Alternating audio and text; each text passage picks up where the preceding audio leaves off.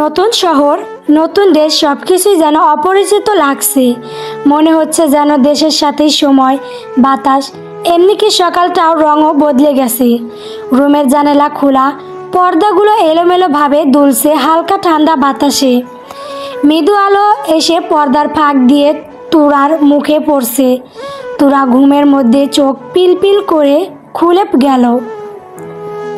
কোনো দিক না তাকিয়ে ক্লান্ত গলায় গর্জন তুলে ডাকতে লাগলো, মা। এখনো ডাক দাও নাই কেন? ও আচ্ছা, বুঝছি, আজকে আমার বিয়ের কারণে ডাক দা। বাকিটুকু আর বলা হলো না।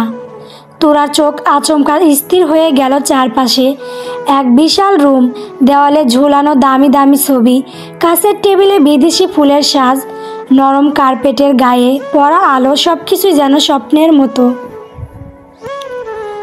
তুরা হতবন্দি হয়ে চারপাশে তাকিয়ে রইল।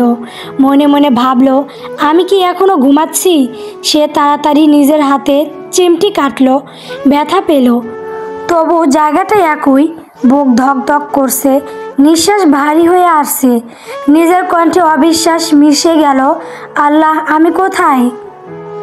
এটা তো আমাদের বাড়ি না। আমি এখানে কিভাবে এলাম? রুমের নিস্তব্ধতায় তুরার কণ্ঠটা মিলিয়ে গেল। জানালা দিয়ে ধোকা হালকা বাতাসে পর্দা আবার উঠল, যেন অচেনা জায়গাটা নীরবে হাসছে তার বিভ্রান্তির দিকে। তুরা বিছানা থেকে উঠে ধীরে ধীরে চারদিক তাকাতে লাগলো। দেয়ালের রং, জানালার নকশা, মেঝেতে পুরো কার্পেট, সবই যেন অপরিচিত। বুকের ভেতর কেমন যেন কাঁপুনি ধরেছে। তুরা থমকে দাঁড়ালো, তারপর এক পা দু পা করে রুমের দরজার দিকে এগিয়ে গেল। দরজাটা খুলতেই হালকা বাতাসের ঢেউ এসে মুখে লাগলো। তুরা পা ফেলল করিডরে। চারদিকে নিস্তব্ধতা, শুধু দেওয়ালে ঝুলে থাকা বড় বড় চিত্রকর্ম। এক পাশে আধুনিক লাইট, আর নরম মেঝেতে পথ চিহ্নের শব্দ যেন বাতাসে মিলিয়ে যাচ্ছে। ঘুরে ঘুরে সব কিছু দেখছে তুরা, কিন্তু কোনো মানুষের উপস্থিত নেই কোথাও। তুরার মনে ভয় ধীরে ধীরে গেড়ে বসছে। ঠোঁট শুকিয়ে এসেছে, গলা শুকনো। মনে মনে নিজেকেই প্রশ্ন করছে, আমি এখানে কিভাবে এলাম? আমি তো আমার নিজের রুমে ঘুমিয়েছিলাম, তাহলে এই জায়গায় কে নিয়ে এলো আমাকে? তুরা চারদিক দেখতে দেখতে হঠাৎ কারোর সঙ্গে হালকা ধাক্কা খায়। বুকের ভেতরটা ধক করে ওঠে। চমকে উঠে ঘুরে তাকাতেই দেখে রৌদ্র। তুরার চোখে যেন এক মুহূর্তে স্বস্তির ছায়া নেমে আসে। দীর্ঘ নিঃশ্বাস ফেলে ধীরে বলে ওঠে, ভাইয়া, এই জায়গাটা কোথায়? এটা তো আমাদের বাড়ি না ভাইয়া, আমাকে বাড়ি নিয়ে চলেন। আমার এইখানে ভালো লাগছে না।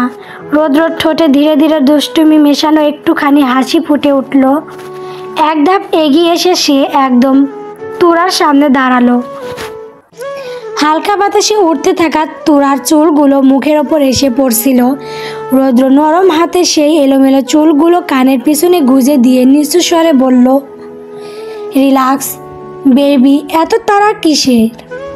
আগে বিয়েটা হোক, তারপর না হয় যাব। তুরা এক মুহূর্তে থমকে গেল রৌদ্রর কথা শুনে।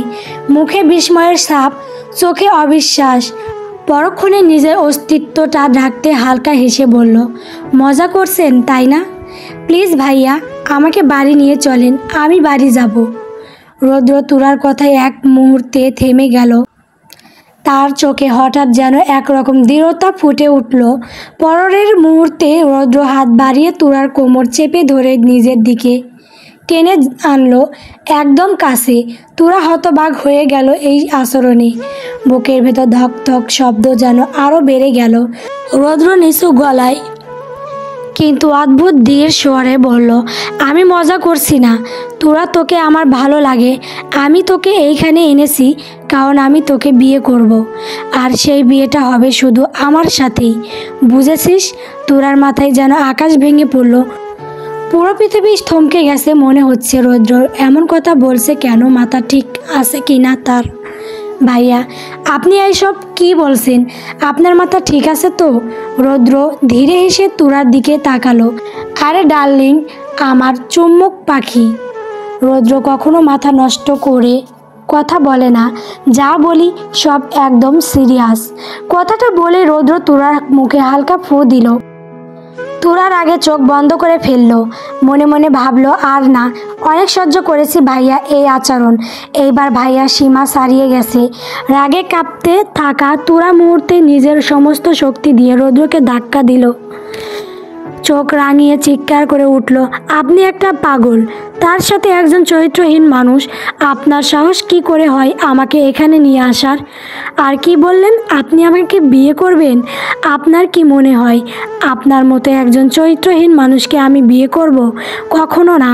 রৌদ্র তুরার রাগ দেখে মুখে হাসি ফুটিয়ে বুকে হাত দিয়ে গলাটা টান দিয়ে বলল, ওয়াও, কি সুন্দর রাগ, বিশ্বাস কর জানে মান, তোকে রাখলে আরও কিউট লাগে।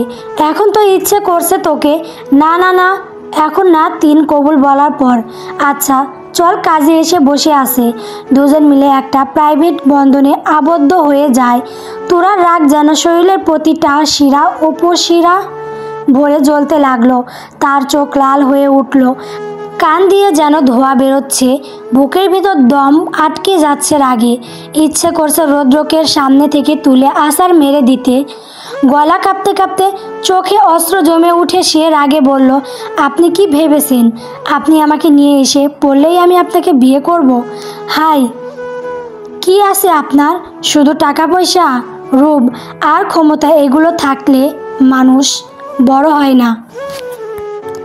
একটা ভালো চরিত্র থাকতে হয়, আর সেটা আপনার মধ্যে 1%ও নাই। নারী যেন আপনার কাছে শুধু বিছানার সাজসজ্জা।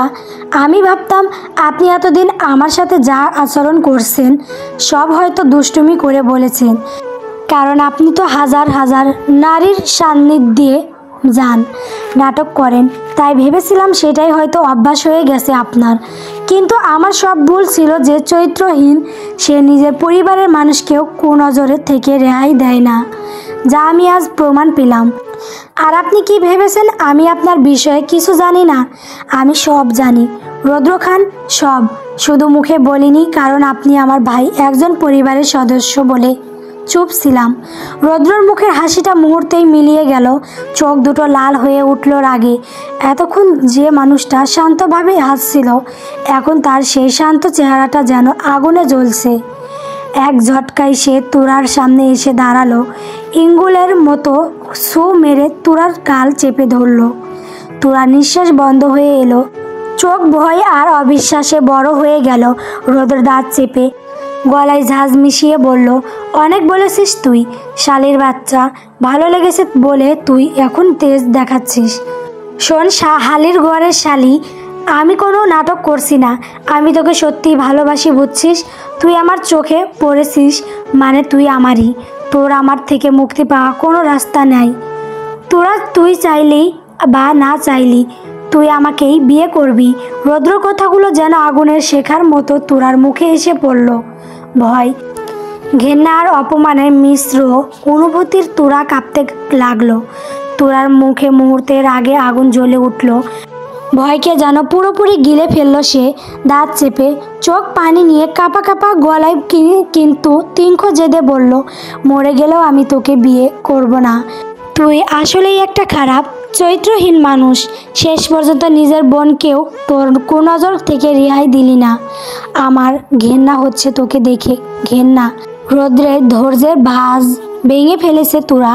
রৌদ্র চোখে আগুন, কণ্ঠে অচল গাড়াগাড়ি, রাগ আর হতাশা মিশে এক বিরাট ঝড়। ঠোঁট কামড়ে রাগ সামলাতে সামলাতে এসে এক ঝটকায় তুরাকে কাঁধে তুলে নিয়ে রুমের দিকে হাঁটা শুরু করলো। পা মাটিতে ভাঁজ কেটে ছুটে যাচ্ছে, যেন কোনো বাধা নেই। তুরা পাত নড়াতে লাগলো, শরীর কাঁপছে, নিঃশ্বাস আটকে যাচ্ছে। হাত দিয়ে রৌদ্রর পিঠে সমান তালের কিল ঘুষি দিতে দিতে বলল, এই স্যার, আমি তোর নামে কেস করব, নারী নির্যাতনের মামলা করব, তোকে আমি রিমান্ডে ঢোকাবো স্যার, বলছি আমায়। তুরার আওয়াজে অদ্ভুত এক কণ্ঠে তীব্রতা, ভয়ের সাথে সাথে লড়াই করার দৃঢ় সংকল্প। রৌদ্র ঠোঁট কামড়ে রাগ সহ্য করে রুমে এসে এক প্রকার তুরাকে বিছানায় ছুঁড়ে ফেলল। রৌদ্র চোখ বন্ধ করে রাগ সামলে বড় বড় নিঃশ্বাস নিয়ে হাত উঁচিয়ে তুরাকে বলল, দেখ তুরা, আমার মাথা গরম করিস না, কাজে এসেছে, চুপচাপ যাবি আর শান্ত ভদ্র মেয়ের মতো কবুল বলে দিবি, আন্ডারস্ট্যান্ড? রৌদ্রের চোখ লাল আগুন, বুকের ভেতর রাগ জমে বিস্ফোরণের মতো ফেটে পড়ছে। আর তুরার আগে ফুঁসে উঠে চিৎকার করে করে বলল, আমার জান নিয়ে নিন, তবু আমি আপনার মতো মানুষকে বিয়ে করব না। মুহূর্তে রৌদ্র তুরার কথায় বাঁকা হেসে শার্ট খুলতে খুলতে বলল, জান না, তোর শরীর নিচ্ছি আমি তো আবার চরিত্রহীন মানুষ, শরীর না নিয়ে কারো জান নিতে পারি না। তোরার এবার একটু ভয় লাগছে, এতক্ষণ সাহস থাকলেও এখন আর নেই। রৌদ্র যদি সত্যি ওর ওপর থেকে ঝাঁপিয়ে পড়ে কি হবে তা ভেবে কাঁপছে সে।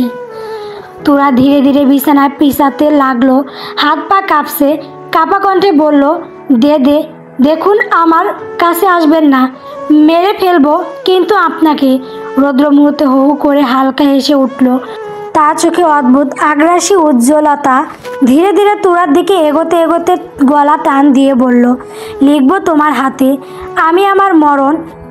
তোরা রৌদ্রের গান গাওয়া দেখে ভয়ে তার দিকে চেয়ে বিছানায় পিছাতে পিছাতে কণ্ঠ কেঁপে বলল, ভাইয়া প্লিজ আমাকে ছেড়ে দিন, আমি তো আপনার বোন লাগি।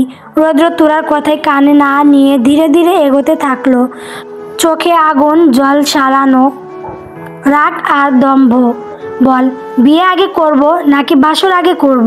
রৌদ্রর কথায় তুরার শরীর জ্বলে উঠল, লজ্জা আর ভয়ে কান দিয়ে ধোঁয়া বের হতে লাগলো, শরীর কেঁপে উঠছে। মুহূর্তেই তোরা ঠোঁট কামড়ে চিৎকার করে বলে উঠল, সি নাউজুবিল্লাহ, আর কয়জনের সাথে বাসর করবেন? আপনার লজ্জা থাকা উচিত।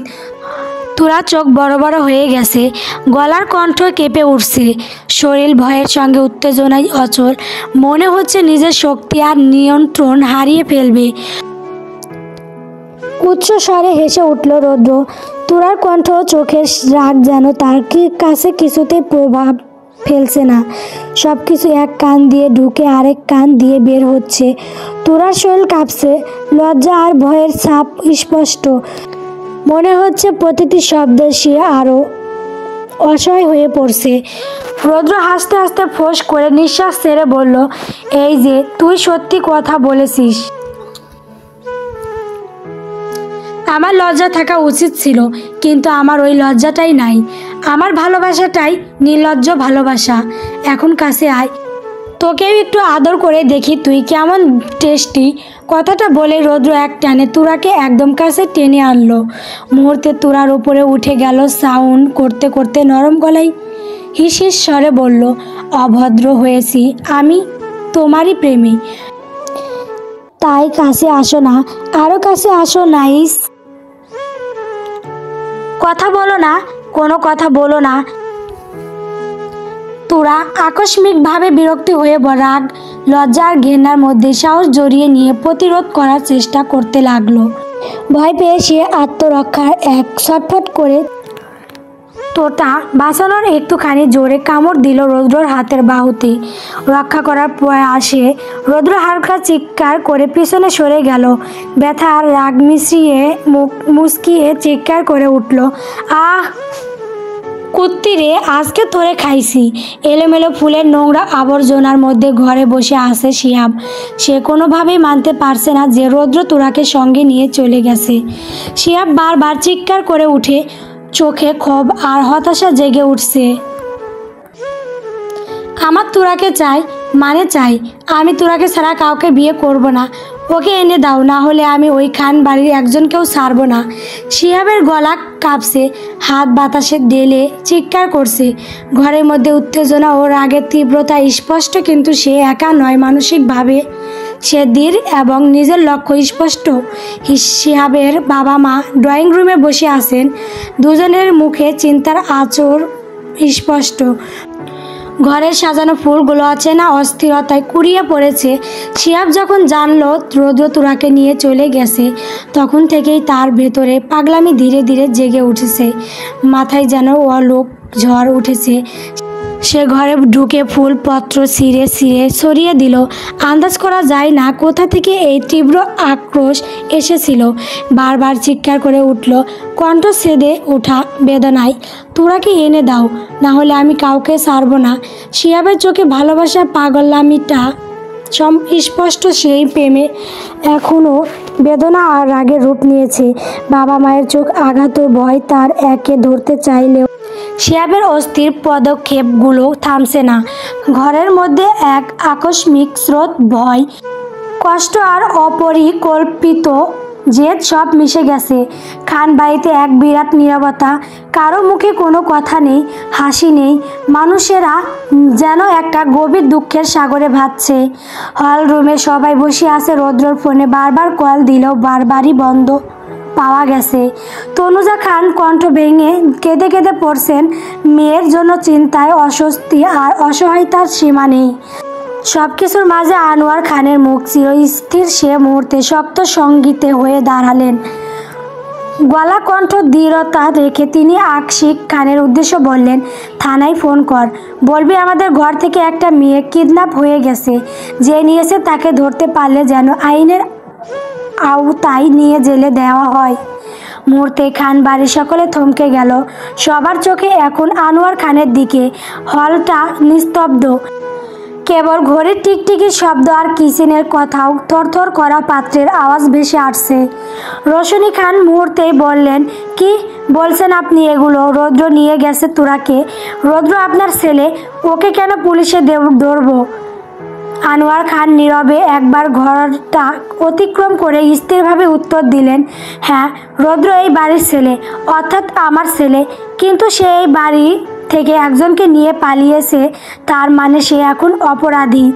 আমি অপরাধীকে সাজা দিতে কোনো অবস্থাতেই এক পা পিছু হব না। খান বাড়ির সবাই আনোয়ার খানের শক্ত কণ্ঠ শুনে আর কেউ কিছু বলার সাহস পেল না।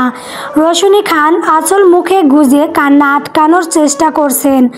আনোয়ার খান আবার আশিক খানের উদ্দেশ্যে বললেন, কি বলছিস শুনতে পারছিস নি? এই মুহূর্তে থানায় কল দিবি, তুই না দিলে আমি দিচ্ছি। আশিক খান চুপ করে দাঁড়া রইল। নরম চোখে বড় ভাইকে যেমন সম্মান করে, তেমনি বড় ভাইয়ের সিদ্ধান্তকেও সম্মান জানাতে চেয়েছিল। কিন্তু এই মুহূর্তে আশিক খান ব্যর্থ। আনোয়ার খান আশিকের দিকে তাকিয়ে গম্ভীর কণ্ঠে বললেন, ঠিক আছে, কল দিবি না তো? আমি দিচ্ছি। এই বলে আনোয়ার খান ফোন বের করে থানায় কল দিলেন এবং ওপর তলায় চলে গেলেন। বাড়ির লোকজন সবাই হকচকিয়ে হয়ে দুম করে বসে রইল। ঘরে কেবল উদ্বেগ আর নিস্তব্ধতার খটকা রয়ে গেল। গল্প নির্লজ্জ ভালোবাসা।